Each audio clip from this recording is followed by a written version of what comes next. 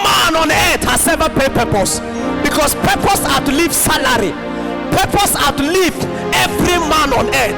Even purpose outlives the one carrying him. Purpose is a human being. Purpose is a personality. And whenever you understand purpose, you will do everything to defend him. Lima, I have met a lot of young men. The funny thing is that the young men of this generation are very brilliant. What you know at your age, your father don't know it. So let the world know that you knew something that the past generation don't know. I don't know this thing I know that my father never know and still end like my father. No.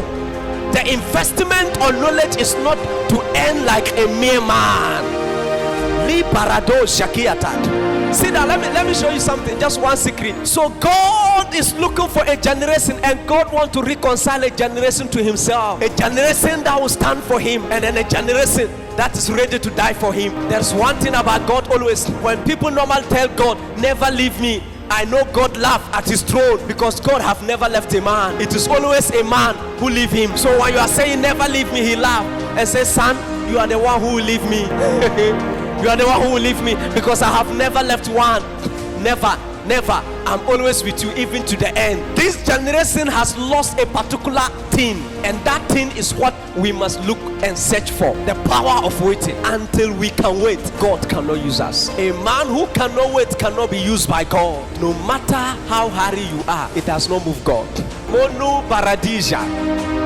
You know, I saw my ministry before I started my ministry, and my ministry was never in Bolgatanga. Where I saw my ministry is not there. Sometimes I'll be praying, I said, God, I want to launch there, and the Lord said, wait, if you go, I am not with you. I know the environment, yet I am waiting like a stupid guy. I said, I want to leave. The Lord said, if you leave, you leave alone. Wait for me. Where from God, and where is he? What does it take him to come that he's asking me to wait? When the Lord said wait, which means there is something he has seen ahead that he wants to deal with before you commence the journey. Because God don't commence what he cannot complete. So before he commences it, he has completed.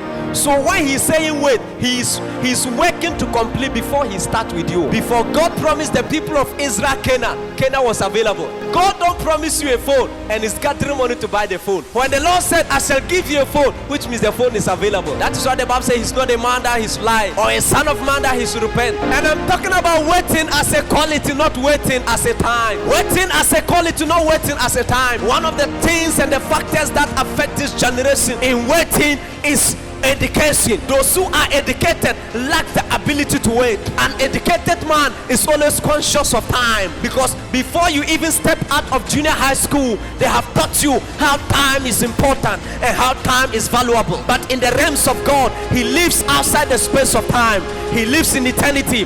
When the Lord says wait and you are looking at time, he don't look at time, because it's not even in your time. Even the Bible said the timing of God is confusing. One day is like 1,000 years, and 1,000 years is like one day. What type of time is that? It's a time that talks about eternity.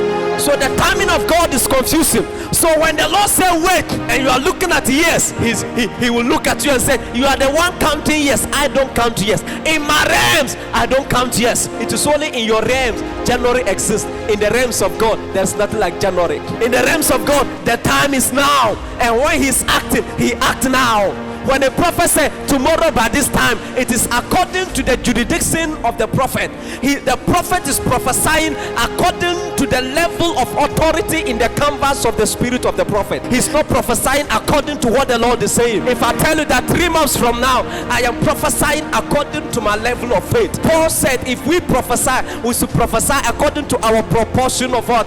Faith. So if I know that if I say tomorrow by this time, it will not happen, I will give you 3 months. But there is another prophet who will say now, and it will happen now, according to the proportion of faith. So in the time of God, he don't say 1 minute later, he said now, because he said God, whenever he speaks in the language of God, the voice of God carry creative power. Whenever he speaks, it happens. And let me tell you something, you can never wait on the Lord if you know too much. And the problem of this generation is that we know too much. That is why those who claim they have PhD don't believe that Jesus is alive. They have studied rubbish. They have studied things they were not supposed to study. So they have become too intelligent than even the creator. So they say he don't exist. So when scientists said that there is nothing like God, they have investigated. Where have you investigated? You only investigated in the cosmopolitan of time. Have you entered into eternity? Have you investigated in eternity? If the Lord Jesus said God is alive, who are you to say God is not alive? You are a joker. You can't go and study physics and balance things in the laboratory and say God don't exist. You are not well. Tell me the last time you slept. Who took care of your soul? The Bible says in the book of Psalms, whenever we are sleeping, the spirit of death hovering over, seeking for a soul to devour. But it is the hands of God that always kept our souls intact. God will keep your soul. You sleep and wake up and said, it happened according to time. My time, I have rested enough. That is why I wake up. You're a joker. Go and ask the one at the mortuary to wake up. Tell him that he has rested enough and it is time to wake up. You need to understand and agree to the reality of the existence of God and walk in that mindset. Until that, you will not produce results in life. And then those who are not able to wait are those who think that time is a necessity.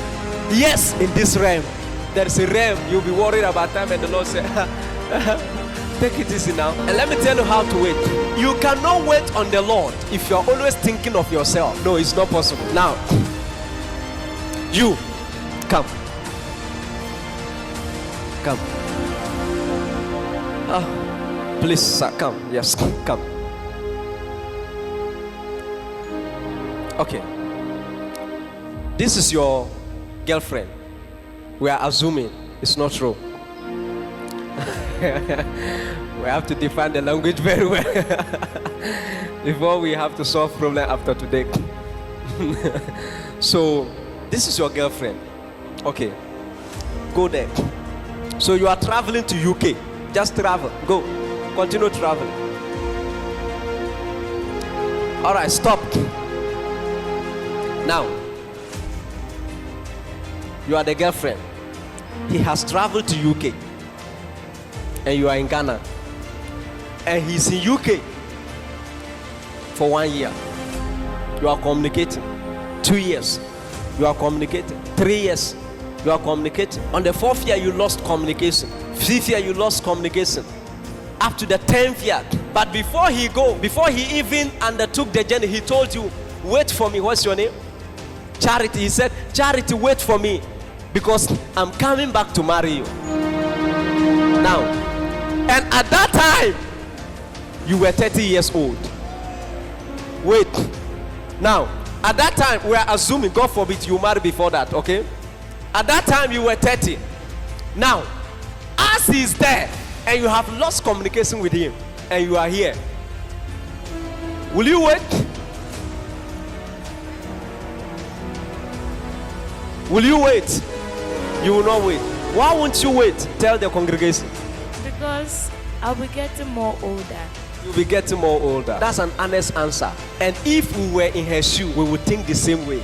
And we would take steps so that we would marry, because we are afraid there is a time that when you get to that time, you can no longer marry. Do you understand that? Now, Sister Charity, the reason why you cannot wait is because of you. You will be getting more older. Not he will be getting more older. I don't know if you are getting it. So the reason why she cannot wait is because of herself. Those who cannot wait on the Lord are those who think more of themselves and less of God. If you begin to think of him, forgetting about the age, forgetting about you giving birth, forgetting about marriage, and your focus is on the word, wait, I will come back, and you trust that word, there's no way you will not wait for him. But you will marry because you are thinking of yourself. Take your seat. God bless you. Now, whenever a man cannot wait on God, it is a man who think more of himself. I'm getting old, I have to marry. The Lord said, wait. You said, no, I'm getting old. You are thinking of yourself. The Lord said, wait. You said, no, my ministry, I am getting old. I have to do it now before it's too late. You are thinking of yourself. You are not thinking about God. Because if God is the founder of the ministry and say, wait, why are you in hurry? Why are you in hurry? Wait. He said, no, I have to make money because number one made it at a younger age. I have to also make it at a younger age. So whatever I will do to make it, I will do. because time is catching up with me. So whenever people are unable to wait, it's because they think of themselves more than God. A man who have glimpse of eternity like Abraham in the Bible, the Lord said wait, and he said no problem. 10 years time the Lord came back and said, Abraham wait, he said more grace, no problem. 20 years time the Lord came back and said wait, he was still waiting.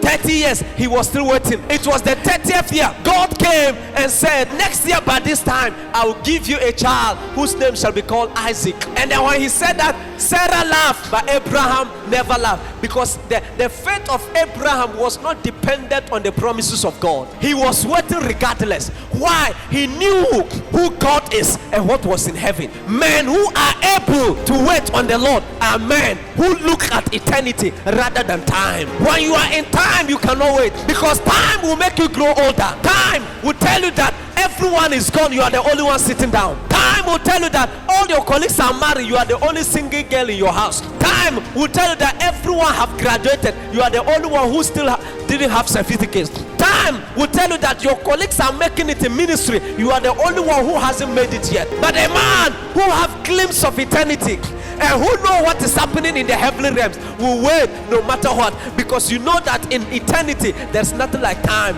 and time does not affect anything happening there. And when the appointed time came, now what I'm here to prepare you for, this is more than a prophetic word, and I'm saying it from the pit of my heart. This is more than a prophetic word. If I prophesy to you one by one and you lack the ability to wait on the prophecy, you will still not fulfill that prophecy, because prophecy is not magic. I can tell you that you are the next pilot. That doesn't make you a pilot the next day. You still need to go to the school. So a man who can wait is a man who is ready to host God and to turn God to a performing God, that when men see you, they will see God. Now let me tell you something. Organize a program. Go home and organize a program. Tell them that it's 3 days non-stop healing service. No one will show up. Do you know why they will not show up? Because they know that what you are saying, you don't have it. Yeah. You know, one guy organized a particular program that 3 days breaking the yoke of poverty and entering in the realms of prosperity. As I look at the guy, he need the program more than the members. He need that prayer more than the members. The funny thing is that God is a wise God. He will not bring the people because he knows that you yourself, you need help. He said, Charlie, go and work on yourself before I bring people and you waste them here. That is why not everyone lay hands on me. If you cannot pray, no. If I pray more than you, I will come and you lay your hands on me. Why? How many reasons? I can travel more than you. It's not a boast. That is the reality. If I wake up in a day 4 hours, sakakaka, ishakakaka, and you don't more than 1 month, you never pray, and I meet you and kneel down. Why? Why would I do that? To impact that grace on me, so that the next day I want to pray, ishakaka, I wake up the next morning. I will not do that. So before you lay hands on me, I have to discern and see what is this guy carrying before you lay your hands on me. Nimo Shali Paradisa. God is looking for a generation that can wait, and fasting is not waiting. Many of you have rushed God in your fasting and prayer, saying that you are waiting on the Lord. Fasting has never been waiting on the Lord before. The Bible says in the book of Isaiah, the chapter 40, verses 31, that those who wait upon the Lord shall renew their strength. Those who wait upon what? The Lord shall renew their strength. Some people will declare 21 days fasting and prayer, and you will see behind it Isaiah 40:31. I said, do these people know the meaning of waiting? You can fast and not wait. There is different. We are living in a generation that is rushing God to do things that he's not ready to do yet. A man of God fasted and for 40 days and died in Nigeria. Why? He's rushing the Lord. So he died in his rushing. No one will ever die on an assignment God sent you. They said, and Daniel fasted for 21 days. Who told you? Daniel never fasted for 21 days. The Lord answered his prayer on the 21 day and he stopped the fasting. Has the Lord answered your prayer? Why are you stopping on the 21 day? There's nothing like Daniel fasting in the Bible. Elijah never fasted for 40 days. The Bible said the angel of the Lord appeared to him and said, eat, for the journey is long. So the food he ate took him 40 days, 49. Moses didn't fast from food and water for 40 days, 49. He was living, the Bible said he was living in the realms of God.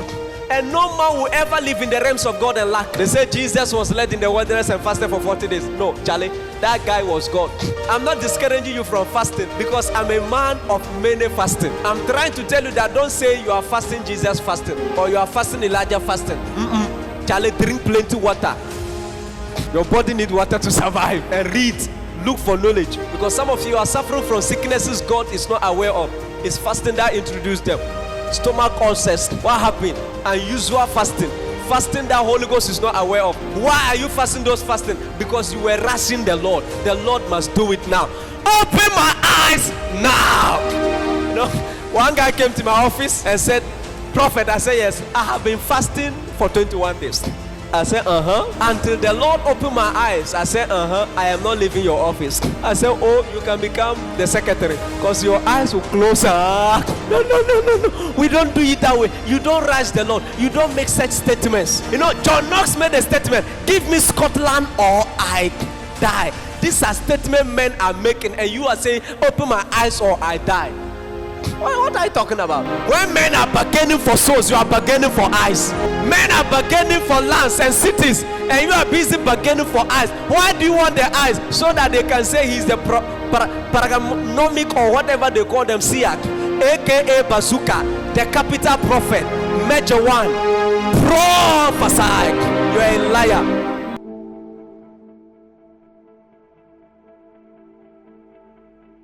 Have you ever made Jesus the Lord and Savior of your life? If not, pray this prayer and start a new life in Christ. Dear God, I come to you in the name of Jesus. I admit that I am not right with you, and I want to be right with you. I ask you to forgive me of all my sins. The Bible says if I confess with my mouth that Jesus is Lord and believe in my heart that God raised him from the dead, I will be saved. I believe with my heart and I confess with my mouth that Jesus is the Lord and Savior of my life. Thank you for saving me, in Jesus' name I pray. Amen. Now that you are born again, you can worship with any Stars of Heaven church close to you or any Bible-believing church.